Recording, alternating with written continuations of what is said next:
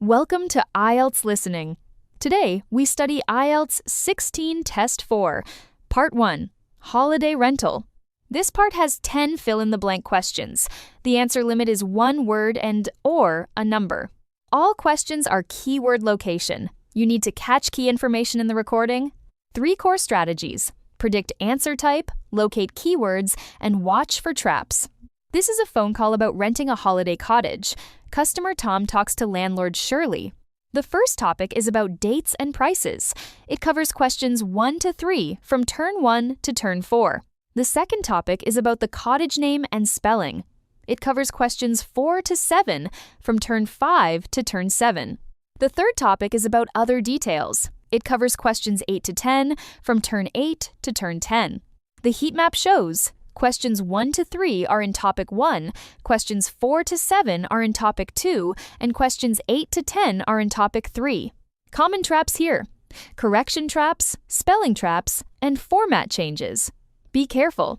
Now we go question by question. Please pause the video and try to predict the answers first. Question 1 asks, which week in May is available? Notice the recording first mentions the 14th, but that's a distractor. The clue before the blank is week beginning, which tells us to fill in a date.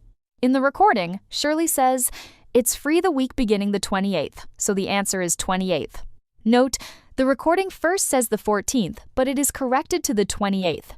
The final answer is 28th. Remember to add th. So, question 1 is 28th. Question 2 asks for the cost for a week at Granary Cottage. You need to fill in a number here. The pound sign is already given, so just write the number.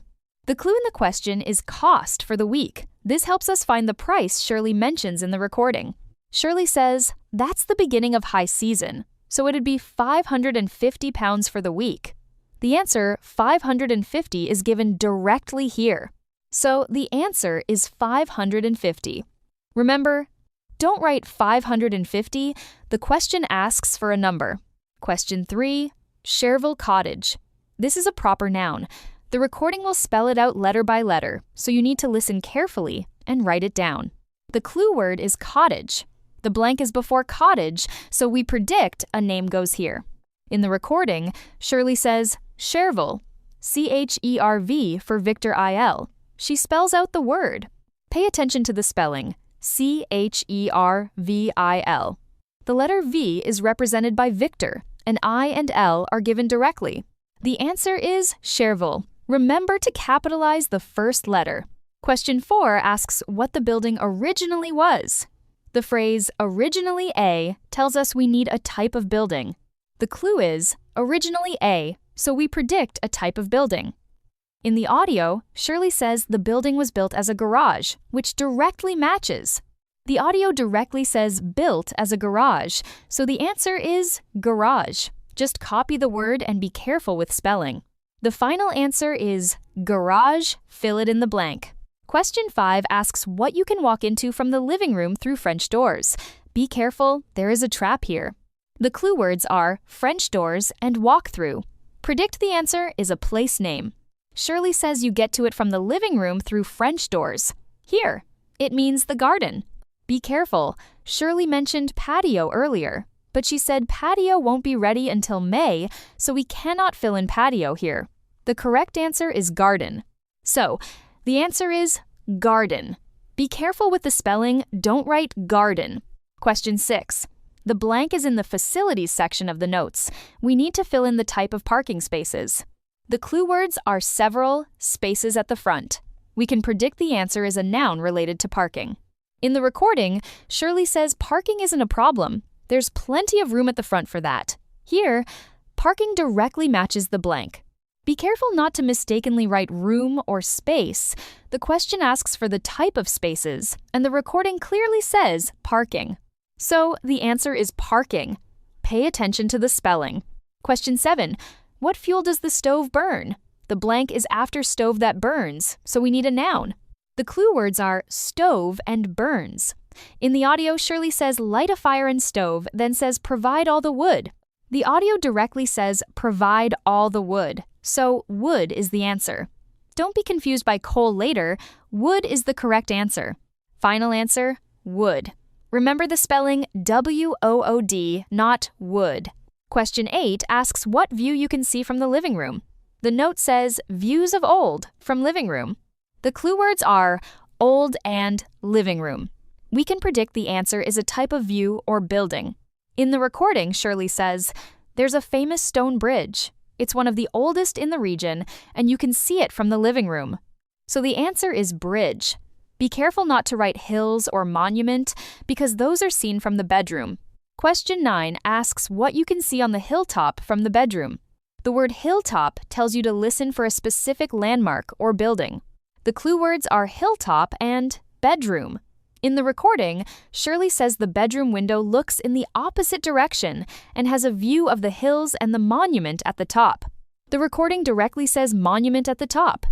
Here, at the top matches hilltop in the question, so the answer is monument. The answer is monument. Be careful with the spelling. It's M-O-N-U-M-E-N-T, not M-O-N-O-M-E-N-T. Question 10 asks about the deadline for the final payment. The blank is after end of, so we need to fill in a month.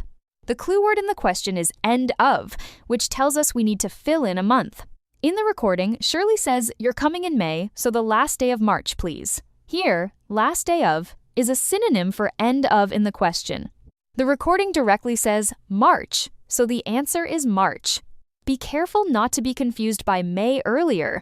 May is the time of arrival, not the payment deadline. Answer confirmed, March.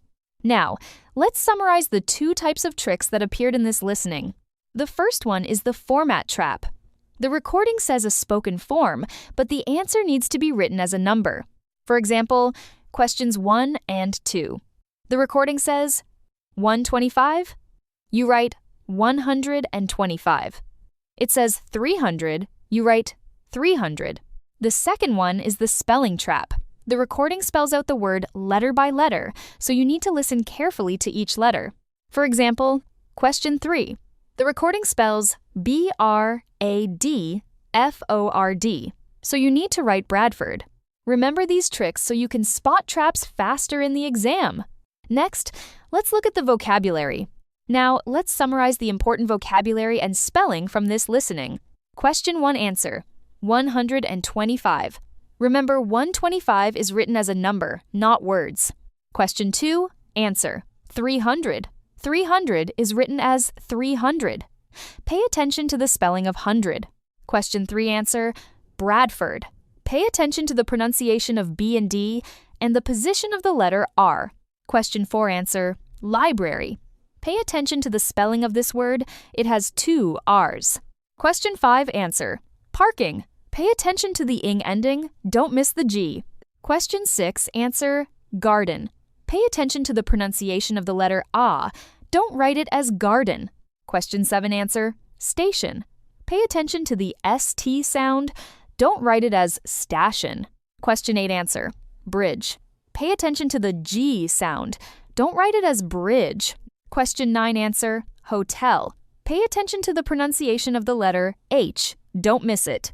Question 10 answer, restaurant. Pay attention to the spelling of this word. It has the letter U. That's all for this listening. Remember the format trap and spelling trap.